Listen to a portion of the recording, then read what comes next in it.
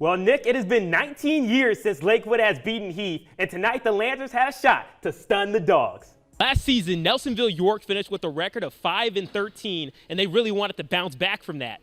This year, they're already off to a much better start, starting off 2-0, including a victory over their rival Athens, 57-42. During the last 3 weeks, Zanesville Blue Devils have gone through some tough times. They had 2 losses to really good football teams, as well as a game getting canceled by COVID. The Bulldogs' offense was rolling in the beginning. The Bulldogs scored 14 points in the first 4 minutes of the game, starting with great field position. Heath just took a minute and a half to go up 7 with a 1-yard touchdown run by McCray. Not to be outdone by the Green Wave offense, the Bulldogs respond with this. Armani McCray takes a handoff to the right and finds daylight, and now he is off to the races. Is he going to get caught? One stiff arm he throws, and will he be able to make it? It looks like he has one man to beat. He throws another stiff arm, 91 yards to the house for the touchdown. And the Bulldogs would cash in behind the legs of star running back Armani McCray, giving the Bulldogs a 2-score lead. The Bulldogs then turn to their air raid as Braden Bayless fired a rainbow to Mitchell McLean to increase the Dogs' lead to 28-7. Then Keelan Williams caught a short slant to put the game out of reach. He was victorious by a score of 68-14. Heath ups the ante on this dynamic play as Braden Bayless rolls to his left and fires a rocket that gets tipped. And then it is caught and reeled in by Reese Huber, 75 yards to the house, doubling Heath's lead. This week's game was a total opposite of last week's game against London for Granville. It was a chilly night in Asheville, Ohio, and the stage was set for the Aces and Broncos to battle. Granville would throw the first punch with a 12-yard Devin Haley touchdown run as he makes the Superman sign as he reaches the end zone. He's very much a superhero the whole game for the Aces as he scored again from 4 yards out this time to give the Aces a quick 15-0 lead.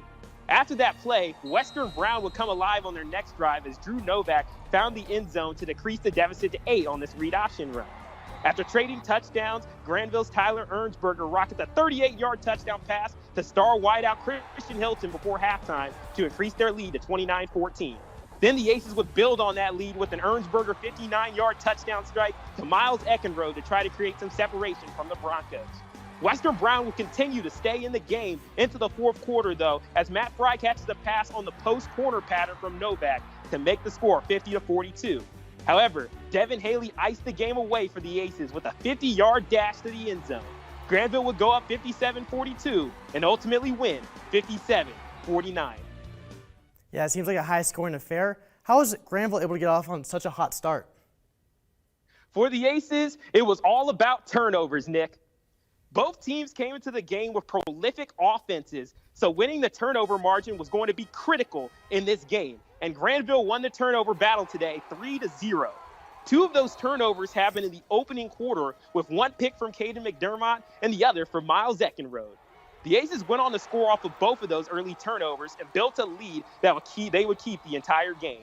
In addition, Drew Novak was hassled in the pocket throughout the opening quarter by the solid Granville linebacking core, which helped to not only create sacks and tackles for loss, but also cause these turnovers.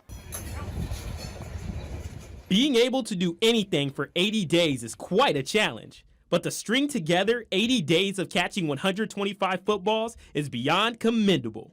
With assistance from his father, Heath head coach Tim Ward, 8th grader Joe Ward set a lofty goal for himself this summer.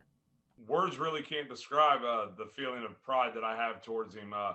It literally started out with actually a Bible verse reading about how one man can take on 1,000 and 2 men can put 10,000 to flight. And that's kind of where the idea came from, is putting 10,000 footballs to flight.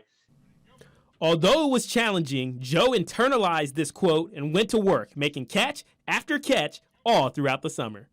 Yeah, there was a lot of days that it was very hard to go out and do it. And I knew that I just had to put my mind and focus up that if I didn't do it today, then I was going to lose something that I've been doing for a while. As he went on, the Heath community started to get behind him more and more. And we got our pastor involved. We got the mayor involved. We got some police officers involved. Past football players that have played for me in the past, that played and graduated from high school before I went there. It really kind of became a community event. and something that just is a memory that we'll have forever. It all culminated when Joe made his 10,000th catch. So once I caught that final ball, it was pretty cool that I did something for 80 days straight. Reporting for Gridiron Glory, I'm Sedric Granger. The Granville Blue Aces are in the midst of one of their best seasons in history. Unfortunately, tragedy struck for Granville during the first-round playoff game as star quarterback Carson Crouch sustained an injury that will have him out for the rest of the season. Junior quarterback Tyler Ernsberger now steps up to fill the void for the Aces. Throughout the whole week, Ernsberger has felt encouragement from his team. Every single guys came up to me and just kind of encouraged me and told me, just take it slow, just believe in yourself and you'll do good things, and I think it's worked so far. Second-year head coach Wes Schrader has faith that his program has the players and staff to be able to take the pressure off of Ernsberger. Really good back with Devin. We got a good offensive line, and we got good receivers to kind of and a good defense to put around Tyler. So I think Tyler will be ready. We just got to make sure we, other guys step up and just lighten his workload a little bit. Senior running back Devin Haley believes Granville can make history. We've never played 2 playoff games and won 2 playoff games in school history, and the crowd's amped, but we've come up against some unfortunate circumstances where we lost a quarterback.